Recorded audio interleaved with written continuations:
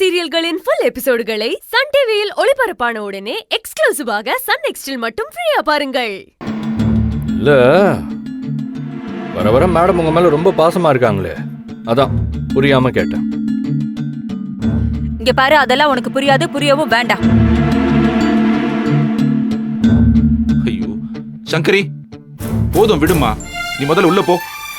அண்ணே போன்னு சொல்றேன்ல.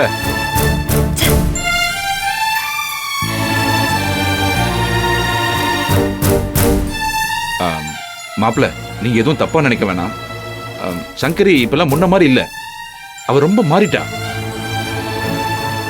அவளுக்கு அருவி ரத்தம் கொடுத்து அவ உயிரை காப்பாத்தினா இல்ல, அப்ப இருந்து சங்கரிக்கு அருவி மேல கொஞ்சம் அக்கறை இருக்கு. மாப்பிள்ள, சிவசங்கரி இந்த ஃபங்க்ஷன்ல எந்தவித தொந்தரவும் பண்ண மாட்டா, அதுக்கு நான் உத்தரவாதம் கொடுக்கறேன். நீங்க நம்பிக்கையோட போங்க. சரிங்க மாமா, நீங்க மறக்காம வந்துருங்க, நாங்க கிளம்புறோம். சரிங்க மாப்பிள்ள. அப்பா கண்டிப்பா வந்துடணும். அருவி, உனக்கு நடக்கிற இந்த ஃபங்க்ஷன்ல கலந்துக்கணும்னு நானும் ஆசையாதாம்மா இருக்கேன். கண்டிப்பா வரேன். சரி சரி கிளம்புறோம். சரிப்பா.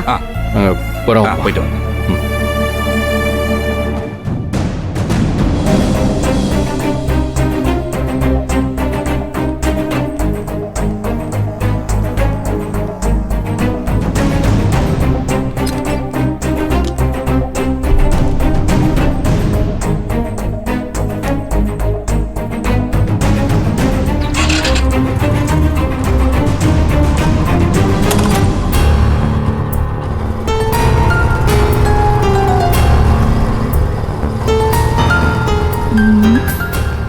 ரெண்டு பேரும் விஸ்வநாதனை ஃபங்க்ஷனுக்கு வர சொல்லிட்டு போறாங்க.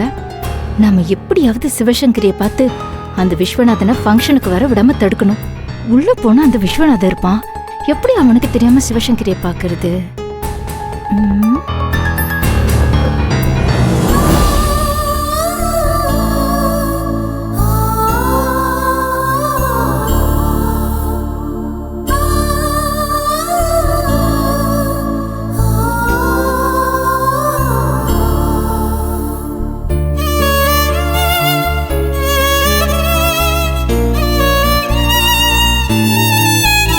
என்ன சங்கரி, ஏன் இப்படி அருவி போட்டோவை பார்த்து கண் கலங்கிட்டு இருக்க?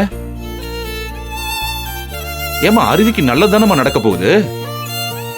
சம்பந்தி அம்மா எப்பவோ அருவிக்கு செய்யாம விட்ட கடமைய இப்ப செய்யணும்னு நினைக்கிறாங்க.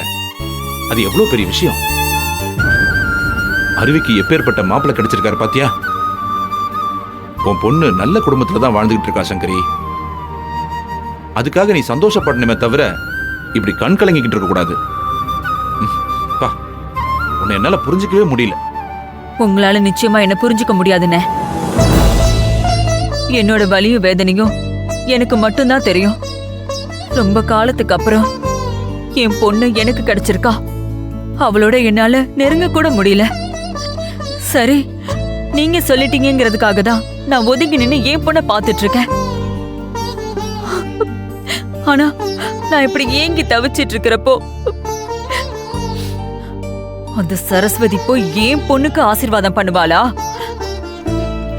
ஏன் பொண்ணுக்கு நான் பண்ண வேண்டிய ஆசீர்வாதத்தை அவளால எப்படி பண்ண முடியும்? நான் அருவிய பெத்தவளா இருந்தோம் என்னால இப்ப வரைக்கும் அவளுக்கு எதுவுமே செய்ய முடியலன்னு.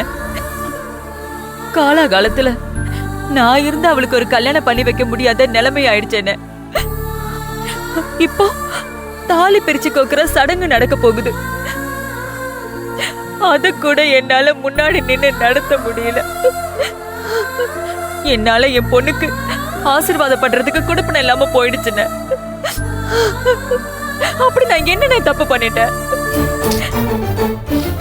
நான் என்ன சொல்றேன்னு உங்களுக்கு புரியுதானே? என்னோட இடத்துல இருந்து சரஸ்வதி ஆசீர்வாதம் பண்றது என்னால எப்படி நான் ஏத்துக்க முடியும்? அந்த கொலகாரி ஆசீர்வாதம் பண்ணிதான் என் பொண்ணு வாழ்க்கை நல்லா இருக்கணுமா என்ன? பாரு சங்கரி, அம்மா ஸ்தானத்துல இருந்து மருமகளை ஆசீர்வாதம் பண்ற ஒரு மாமியார் கிடைச்சிருக்காங்கன்னா நீ சந்தோஷப்படணுமே தவிர இப்படி பொறாமப்படக்கூடாது. இப்ப என்ன உனக்கு? உன் பொண்ணுக்கு நீ ஆசீர்வாதம் பண்ணணும், அவ்வளவுதானே? நான் பண்ண வைக்கிறேன்.